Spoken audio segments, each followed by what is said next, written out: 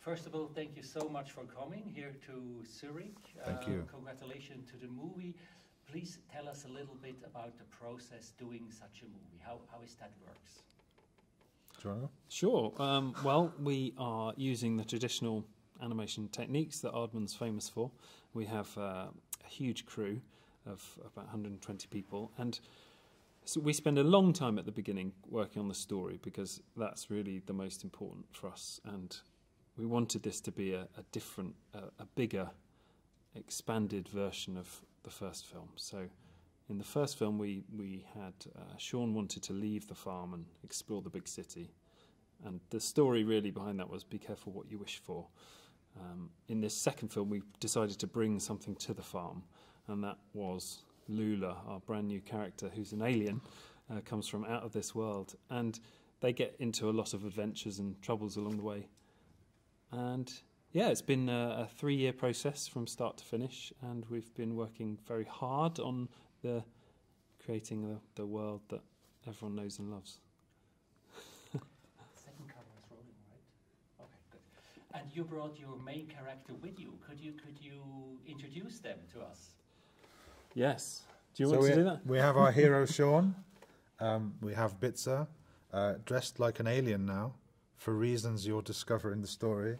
But we have our brand new character Lula, and so Lula is an alien from outer space, as Will said.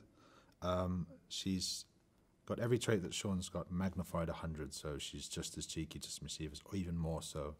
And so Shaun is instantly drawn to her, but then what he realizes that she's way too much that he can handle, and so he has to go on a crazy adventure with her.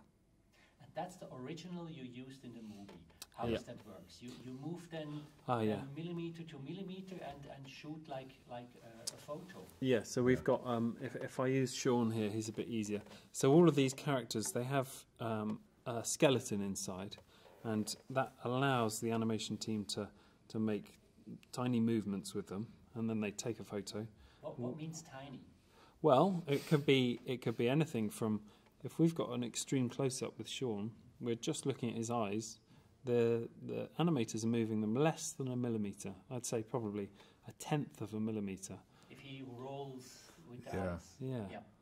And the slower the movement on screen, the smaller the movement with a character. But sometimes when it's fast action, you might do a movement like this, and then the next one would be even bigger, like this. So it's a very sort of magical process, really. That's the same as it was years ago. But we've used lots of new technologies in this to try and really make it feel like a big film.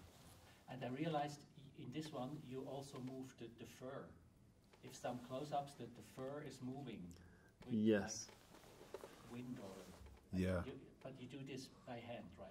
Yes, so Rich and I will brief all the animators. We treat them like our actors, really. So we'll talk to them a lot about what's going on in the minds of the characters, and then we'll leave them once we've given them that information to work on the scene.